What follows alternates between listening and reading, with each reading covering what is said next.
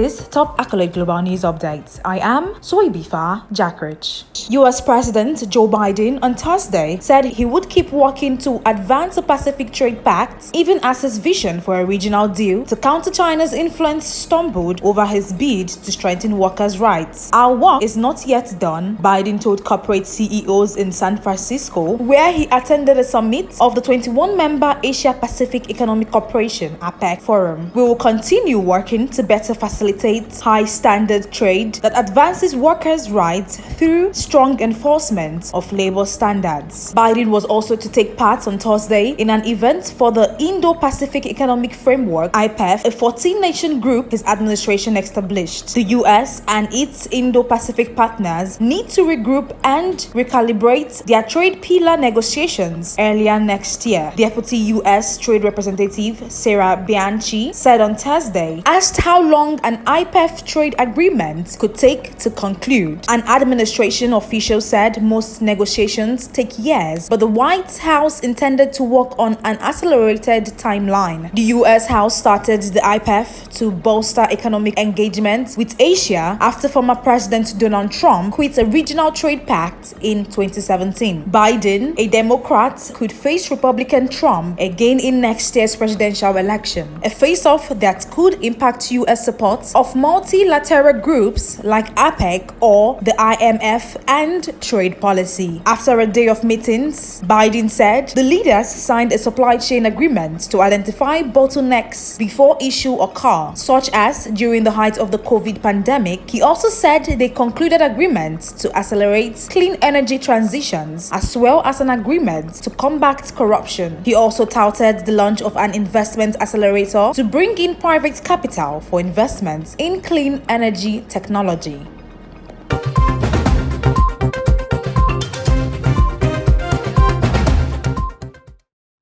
The United States and its allies have few routes left to rein in Iran's nuclear work, with prospects for talks long buried and tougher actions against Tehran running the risk of stoking tensions in a region already inflamed by the Gaza war. With a U.S. election next year limiting Washington's room for maneuver, 4 serving and 3 former diplomats painted a bleak picture of efforts to curb Iran's nuclear program, which, according to UN nuclear watchdog reports, continues to advance. According to one of the 2 confidential reports by the International Atomic Energy Agency, Iran now has enough uranium enriched up to 60% purity, close to weapons grade, and a level Western powers says has no civilian use, to make 3 bombs. Having failed to revive a nuclear deal between Iran and world powers that was abandoned by former U.S. President Donald Trump in 2018, President Joe Biden has no room for now even to consider a more informal understanding to curb Iran's nuclear work, with a regional conflict ranging and tension spiraling. There is a sort of paralysis, especially among the Americans, because they don't want to add fuel to the fire, said a senior European diplomat. At home, the Biden administration is constrained by UN's presidential elections, now just a year away. Trump, who at the moment looks most likely to be Biden's opponent, could seize on any engagement with Tehran and portray it as weakness. In the current environment, it is simply not politically feasible to seek an accommodation with Iran on the nuclear issue, said Robert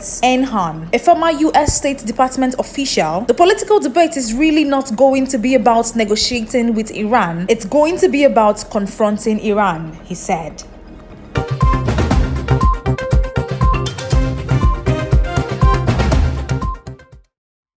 Alibaba's group's Hong Kong shares slumped 10% on Friday after it scrapped plans to spin off its cloud business, citing uncertainties fueled by U.S. curbs on exports to China's of semiconductors used in artificial intelligence applications. The drop, potentially its biggest one-day fall in more than a year, wiped about $20 billion off the Chinese tech giant's market value. It was the first market reaction in Asia since the stunning strategy revival reversal was announced late on Thursday. The company's US-listed securities closed down 9%. Alibaba's concerns over the US export curbs announced by Washington in October come on the heels of similar worries raised this week by Chinese social media and gaming company Tencent Holdings, which said the restrictions would force it to seek domestically produced alternatives. Alibaba, once Asia's most valuable stock, was worth around $830 billion at its peak in October 2020, but is now valued at less than one-fourth as the e-commerce company took central stage in Beijing's technology sector crackdown and as the Chinese economy slowed. The latest Alibaba's news underscores broader hurdles facing China's tech companies, with the export curbs making it harder for them to get crucial chip supplies from US companies. In March, Alibaba announced plans to carve out the cloud business as part of the biggest restructuring in its 24 years history that broke the company up into 6 units. Analysts had estimated then the cloud division could be worth $41 billion to $60 billion, but had warned its listing could attract scrutiny from both Chinese and overseas regulators due to the reams of data it manages. Despite no longer being involved in operations, we believe mass selling Alibaba at a depressed valuation may hurt sentiment, UBS analyst Kenneth Fong said in a note.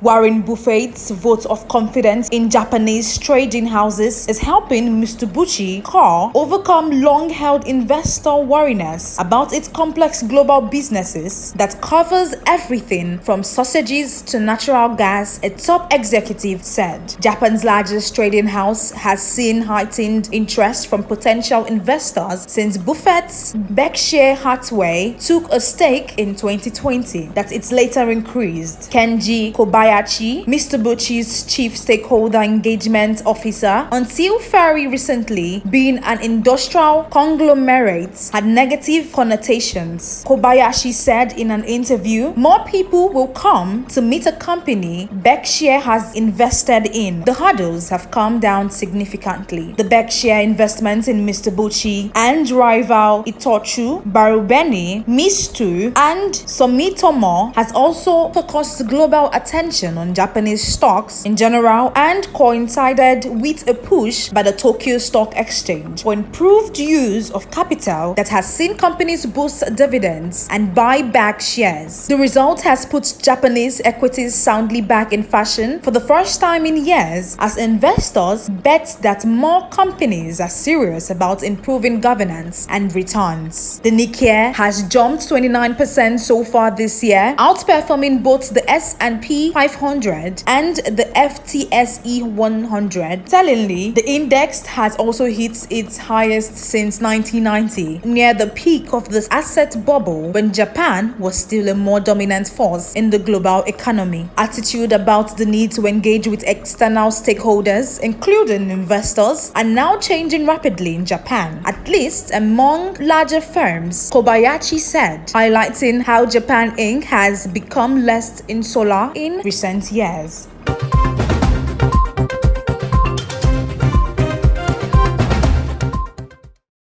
Chinese President Xi Jinping and Japanese Prime Minister Fumio Kishida said they would pursue mutually beneficial relations in their first face-to-face talks in a year, putting emphasis on shared economic interests amid a series of diplomatic disputes. The leaders of Asia's two largest economies discussed thorny issues such as China's ban on Japanese seafood and the case of a Japanese businessman detained in China on suspicion of espionage. During hour-long talk at a hotel in San Francisco on Thursday, they also pledged to hold high-level dialogue on economic issues and welcomed the launch of a framework to discuss export controls as they met on the sidelines of an Asia-Pacific Economic Cooperation Summit. Their countries should focus on common interests and reaffirm a strategic relationship of mutual benefit and give it new meaning, Xi told Kishida as they sat opposite one another at a long table flanked by their delegations. In a joint statement in 2008, Japan and China agreed to pursue a mutually beneficial relationship based on common strategic interests, designed to ensure frequent leadership exchanges on issues such as security and economic cooperation. But the phrasing has been used less frequently in recent years as the historic rivals clashed over issues such as territorial claims, trade tensions, and Taiwan, the democratic island that Beijing claims as its own. The leaders' meeting followed a highly anticipated summit between US President Joe Biden and Xi, in which they agreed to open a presidential hotline and resume military-to-military communications, among other matters. That is the size of top accolade global news update. You can follow us on all our social media platforms as displayed on your screen. Happy Friday.